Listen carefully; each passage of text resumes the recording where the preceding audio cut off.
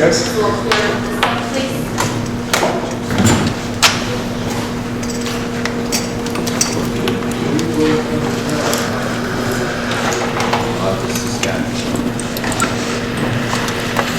Getting around. I think, Anna, we can begin already. Sure. We'll begin with But Benoit Thomas. you for guys the should week. act. Yeah. We'll get going. Benoit Thomas for the weekly voice, please. We're in an election.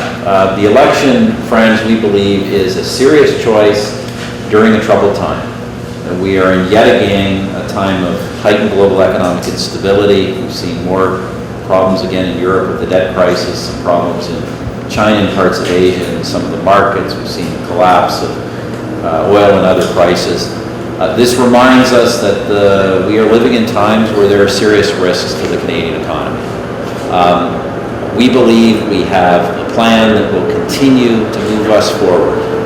It's created 1.3 million net new jobs. There are 1.3 million than there were then. Almost all of those jobs are full-time, and wage rates have been going up. And this distinguishes Canada from many other developed countries. The other parties propose, they say it's new.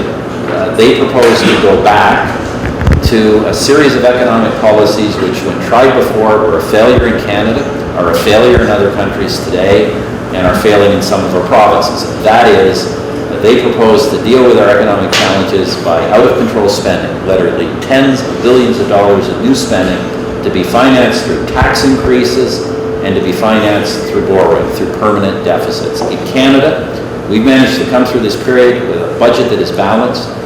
We're delivering tax reductions for people. I can name what some of those are that we're going to be moving forward with. The home renovation tax credits, reductions to the taxes people pay for employment insurance, small business tax reductions, enhancements to the registered education savings plans, a new tax credit financial support for our single and widowed seniors, a whole number of things that we can afford, tax breaks that we can afford, spending initiatives that we can also afford. Today I announced some specific incentives to bring a major auto investment to Canada, all within our budget. So we're moving forward with a plan that opens up markets, that makes affordable investments, and does so with a balanced budget and with lower taxes. That is the way to keep growing our Canadian economy and creating jobs. What the other guys propose is a serious risk, unnecessary risks for a country that is well positioned to move forward in the decade to come. So we think that's the big choice. Just a couple of things that I know are of general interest to readers and listeners and spectators in cultural media. First of all, 1 out of every 5 Conservative candidates in this campaign is a new Canadian. 1 out of every 5 of our candidates is an immigrant. This is the party that at an unprecedented level lives and understands the immigration experience. We are the first government in, 60 years, but we are the first government in a long, long time to not have cut immigration during a period of global recession. We actually increased our immigration levels. We've continued to sustain them because we understand that immigration is valuable for our economy, and once again, because, as I say, this is the party of immigrants and immigration, and that is reflected in a whole series of policies we have, not just economic policies, policies that help families, policies that respect our values, policies that keep our communities safe. This is not the party. The other guys want to legalize marijuana, legalize prostitution, bring drug injection sites into your neighborhoods. This is not what new Canadians want. We don't believe it's what Canadians want, period, but it's certainly not what new Canadians want. One specific issue I want to raise is the issue of C-24. As you know, we have given the Government of Canada the right it has under international law to revoke the citizenship of dual citizens who are convicted of offenses like treason and terrorist acts.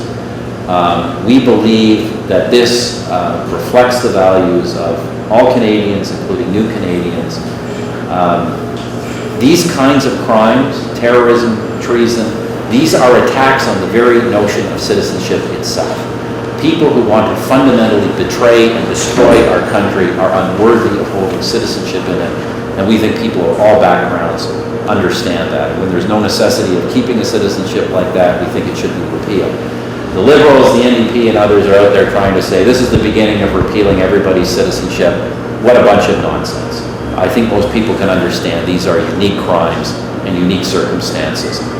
This party, this government has sworn in, I think it's, how many million citizens, new citizens since we took office? About 2.5 million? That's right. Yeah, this government has sworn in a record number of new citizens in this country and will continue to have new citizens in the year to come, but those new citizens will not include terrorists, and I don't think any of your readers, listeners, or spectators want that, but do not be fooled by attempts to suggest this is somehow about a broader agenda.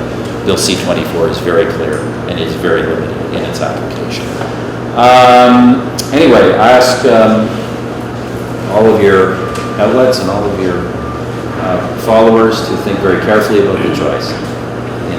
We believe that in a fragile global economy, now is not the time for tax hikes. It's not the time for out-of-control spending. It's not the time for deficits that will just go on and on. It is the time for balanced budgets, good investments, and making sure we lower taxes for families and for job-creating businesses.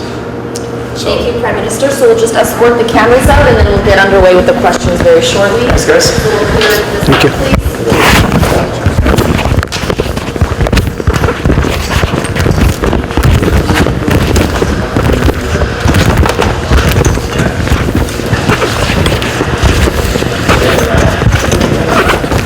I think, Anna,